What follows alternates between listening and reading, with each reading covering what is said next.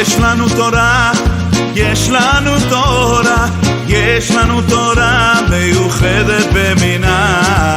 בבתי הכנסת השמחה חוגגת, יש לנו תורה, יש לנו תורה, יש לנו תורה, יש לנו תורה, יש לנו תורה מיוחדת במינה. Un hermoso shalom para todos. Qué bueno que estemos juntos de nuevo en nuestro espacio enseñando la Torá. Siempre es un privilegio y una bendición muy grande poder compartir con ustedes. Queremos que este mensaje o este estudio, si usted le quiere llamar así, pueda ser de mucha bendición. Es bueno que nosotros estemos aprendiendo siempre de la palabra de Dios, de la instrucción de Dios, para que podamos tener siempre luz en nuestro camino. Luz para tomar nuestras decisiones y sobre todo para vivir la vida que agrada al Señor, al eterno Dios de Abraham, de Isaac y de Jacob. Soy el pastor Luis Sarabia saludándoles, compartiendo con ustedes. Siempre le pedimos que pueda darle un like a nuestros estudios. Es una bendición que usted nos apruebe. También que pueda verdaderamente suscribirse para que nosotros podamos hacerle saber de nuestros contenidos, y le pedimos que también comparta con otras personas. Envíe nuestro enlace, envíe nuestro estudio para que pueda ser de mucha bendición para otros. Esta tarde quiero compartir un estudio que le hemos titulado Compartiendo con el Padre Toro la adoración a María. Yo sé que un tema como este es muy fascinante, especialmente para alguien que proclama esta manera de pensar, este tipo de enseñanza. Entonces creo que el punto de vista bíblico que vamos a compartir, sé que va a ser de ayuda, no solamente para él, sino para todos aquellos que rinden tributo y adoración a María, la madre de Jesús, la que fue madre de nuestro Mesías, el Señor Jesús. Así que queremos pues compartir, no sin antes enviar un saludo también a la congregación de la Iglesia Bautista Josué. Lo hacemos con cariño, con amor, con aprecio, y espero que siempre también nuestros hermanos compartan con otros las enseñanzas que comparte, valga la redundancia, el pastor Luis Sarabia. Muchas gracias. Una oración antes de compartir con ustedes. Señor, gracias por este momento. Háblanos al corazón. Bendícenos. Santifícanos con tu palabra. Guíanos para poder siempre enseñar a otros. Y como decía David en el Salmo 51, entonces los pecadores se convertirán a ti. Eso es lo que queremos. Que enseñando la palabra de Dios en un ambiente también de redención, las personas puedan venir al conocimiento del Mesías, que es a quien anunciamos, a quien proclamamos y a quien siempre nosotros vamos a hacer que todas las luces de nuestros reflectores confluyan a una sola persona, el Mesías, Yeshua HaMashiach, Jesús el Mesías. Gracias. Vamos a comenzar entonces en esta hora. Voy a compartir un versículo que lo encontramos en el libro de Hechos y dice: todos estos perseveraban unánimes en oración y ruego con las mujeres y con María, la madre de Jesús, y con sus hermanos. Este texto lo encontramos en el libro de los Hechos, capítulo 1, versículo 14, y nos habla de un momento muy especial cuando las mujeres, los discípulos del Señor, están en oración. Vamos a ampliar un poco más este momento en el cual se encuentra María ahí presente. Así que vamos a comenzar para poner en contexto la enseñanza de este momento. Quisiera que usted pudiera tomar un ejemplo de María, que es muy loable, podríamos decir. En el Evangelio de Lucas, en el capítulo 2, Dice que cuando María escuchó los comentarios que hacían acerca de Jesús, dice que ella escuchaba todo esto, meditándolo y guardándolo en su corazón. En Lucas 2:19. Sabe que este es un ejemplo muy maravilloso porque cuando nosotros queremos aprender hay que meditar. Y meditar es más que leer, es más que pasar por la superficie de una lectura y olvidarnos luego de ella. Meditar es profundizar, es ir un poco más allá, tratando de encontrar. Alguien dijo en una ocasión que la belleza del mar no está en la superficie. Es como que yo llegara a la orilla del mar y he estado en varias ocasiones ahí, viendo aquella magnitud de la creación de Dios en cuanto es el mar. Por cierto, nosotros tenemos playas muy, muy lindas, muy preciosas. En el oriente del país, que es donde su servidor vive, tenemos playas muy hermosas. Si alguna vez usted puede venir por acá y disfrutar de nuestras playas, pues hágalo, ¿verdad? Entonces, me he detenido a contemplar aquella maravilla, pero realmente lo precioso del mar está en la profundidad. No podemos llegar hasta ahí, muchos de nosotros, pero sí podemos saber por las cosas que escuchamos, que sabemos, que se documentan, que la profundidad del mar ofrece cuadros maravillosos, situaciones muy lindas de las cuales se puede aprender y uno puede llegar verdaderamente a disfrutarlas. Así que hay que meditar como lo hacía María. Cuando usted oiga estas verdades, le voy a pedir que usted las guarde en el corazón, medite en ellas, porque entonces sí hay esperanza de que al meditarlas, el Espíritu de Dios le pueda ayudar, le pueda guiar y le pueda mostrar la verdad de Dios. Esa es mi oración, ese es mi anhelo, ese es mi deseo. Le animo para que usted verdaderamente lo haga. Vamos a comenzar diciendo que la Iglesia Católica tiene muchos dogmas. En la Biblia nosotros no encontramos dogmas, encontramos doctrinas. El dogma es una enseñanza que es proclamada como una verdad en ocasiones absolutas, le dan un vigor de que aquello es divino, que es de Dios. Pero un dogma es algo que es de hombres, está respaldado por pensamientos, por dichos, por enunciados de hombres, y le dan una vigencia divina con el respaldo de la Iglesia. Pero esto hay que entenderlo, que no está aprobado por la palabra de Dios. La palabra de Dios tiene doctrinas, y las doctrinas, las bases doctrinales de la palabra son inamovibles, son inmutables, no cambian. Son realidades eternas sostenidas por el brazo de la justicia de Dios y nunca van a caer a tierra. Aprenda a distinguir entre lo que es un dogma y una doctrina. El dogma es algo dado por los hombres, proclamado por los hombres, que le dan un tinte de que es divino, pero realmente lo que es divino es la doctrina de la palabra de Dios. Qué bueno, hace poco compartíamos con un pastor y me dice, mira, hay cosas que no son negociables en la palabra de Dios. Así es, no son negociables. Las doctrinas de la palabra no son negociables.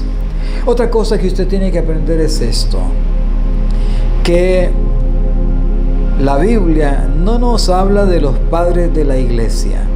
En esto también la iglesia evangélica ha creído mucho, lo sostiene, y sé que al decir esto voy a tener algunas cosas que no serán aprobadas por mis colegas, los hermanos pastores, pero nosotros tenemos que aprender a depender de lo que Dios dice. Y la palabra de Dios dice que el fundamento está puesto, y el fundamento fue puesto por apóstoles y profetas.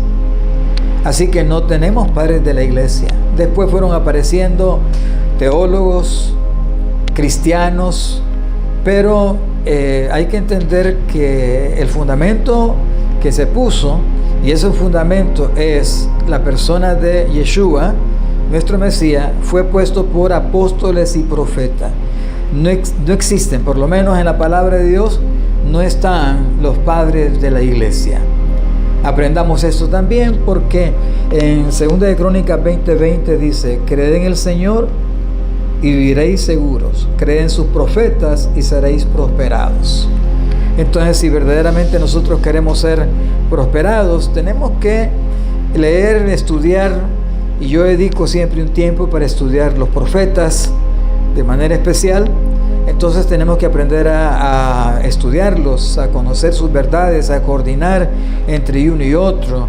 Normalmente cuando el encabezamiento de los libros proféticos, en algunos de ellos, se comienza a desarrollar, siempre habla de una manera donde aparecen los reyes tanto de Judá como de Israel, para dar a entender que siempre fueron visitados por profetas, siempre estuvo la palabra de Dios en los dos reinos, después de que el reino de Israel se dividió después de la muerte de Salomón. Todo esto hay que conocerlo, hay que contextualizarlo, para que tengamos verdaderamente una enseñanza que sea sólida, en la cual nosotros podamos estar parados, bien cimentados.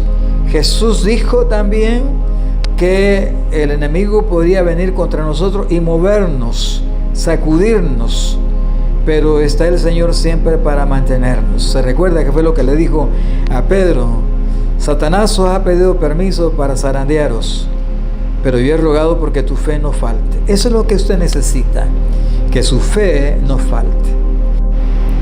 Ahora tocaremos sobre la adoración a María. La adoración a María es algo que viene de mucho tiempo atrás, desde los tiempos de Babilonia. Realmente no respecto a ella. La adoración a la reina madre comienza en Babilonia con la mujer de un hombre llamado Nimrod, el fundador de Babilonia. Cuando él muere, esta mujer ocupa su lugar y comienza a deificar no solamente la vida de Nimrod, sino también su propia vida y la vida del hijo, llamado Tamuz.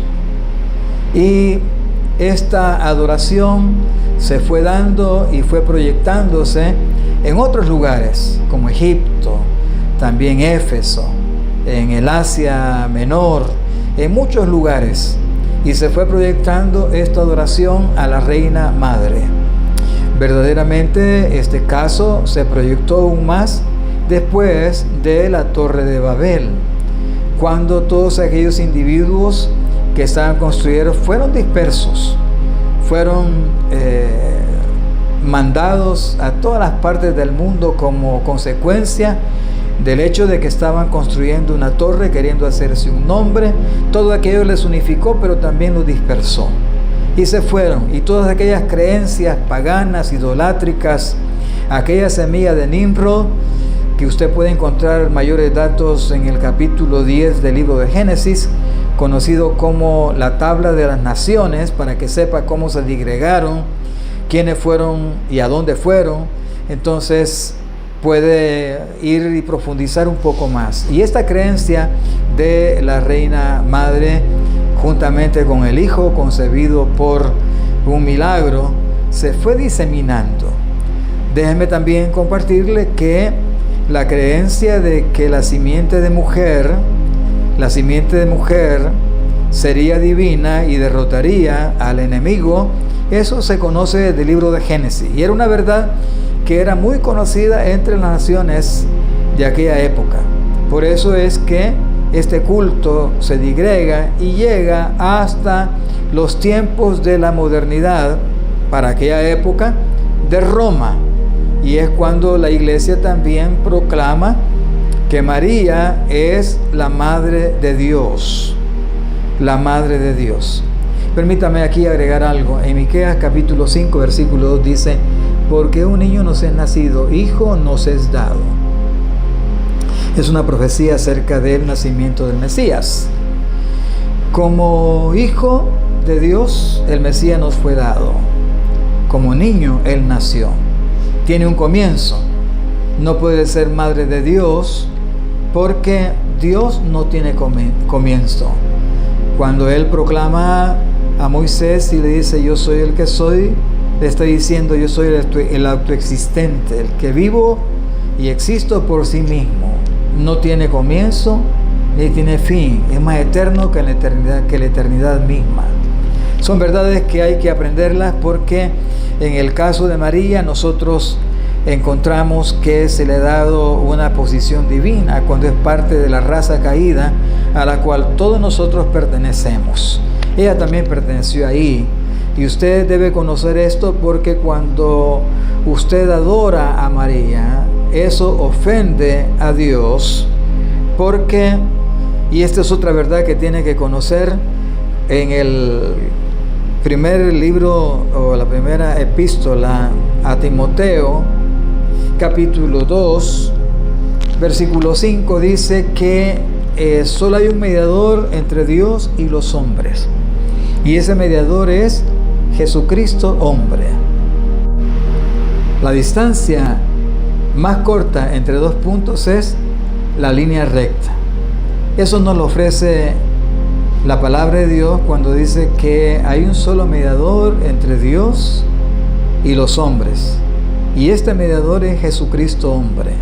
Él es esa línea recta que nos une con el Padre Celestial.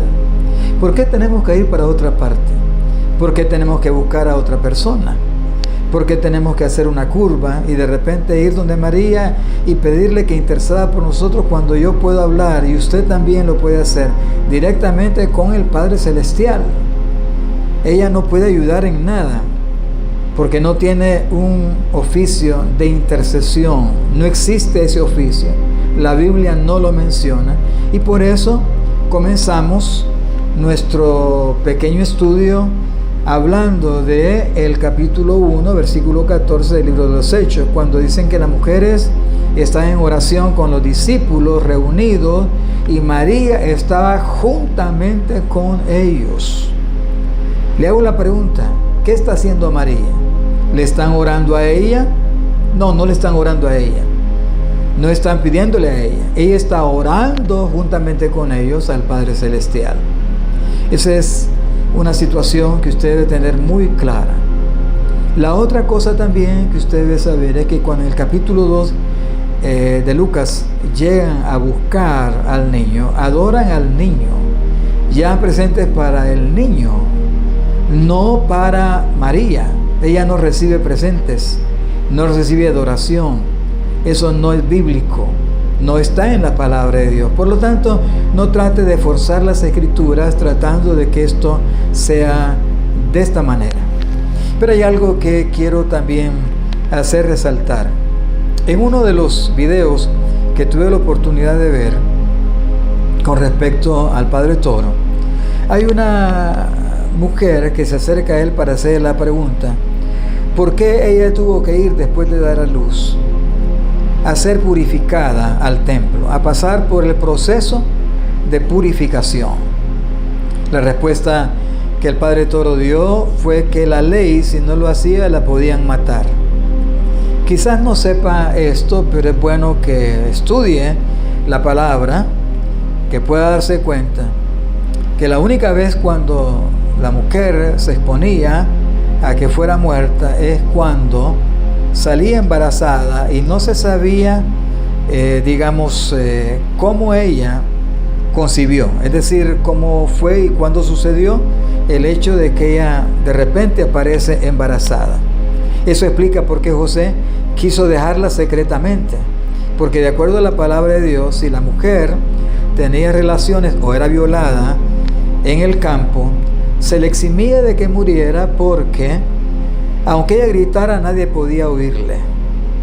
Y la otra situación es que si el El hecho de que este caso pasara, que la mujer tuviera relaciones en la ciudad, ahí sí aplicaba la ley, porque podía haber gritado, podía haber pedido auxilio y le podían oír y poder salir en socorro de la persona, de la mujer.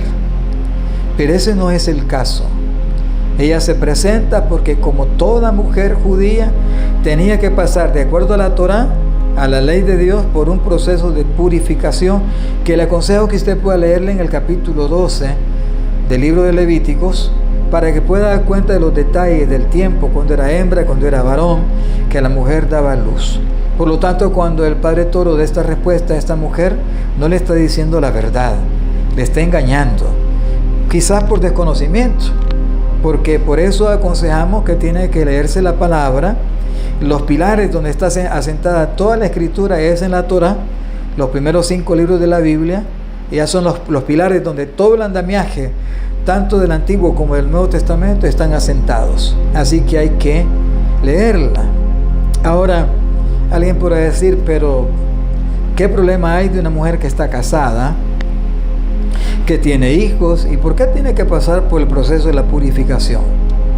Los sabios en Israel dicen que posiblemente todo esto tiene que ser porque en ocasiones puede haber algo que no está bien delante de Dios. Incluso en el momento de estar dando a luz es posible que alguna expresión que no esté de acuerdo con la ética, con la palabra de Dios, se puede escapar de los labios de la persona que está ahí, de esa mujer que está ahí, haciendo fuerza para poder dar a luz y traer a la vida un nuevo ser. Todo esto se puede dar, incluso nosotros, incluyendo al Padre Toro, en más de alguna ocasión, en algún problema difícil que esté atravesando, un problema de apuro, más de alguna expresión se le ha salido de la boca y ha dicho cosas que no agradan a Dios. Entonces, esto debe conocerse, porque ella pasó por un proceso similar al de toda mujer judía. Y eso dice que ella, si hubiese sido inmaculada, si hubiese sido una mujer sin pecado, no hubiera tenido necesidad de pasar por este proceso. Pero ella es parte de la raza caída y usted tiene que saberlo, tiene que aprenderlo, tiene usted que darse cuenta que las cosas son como la Biblia lo dice.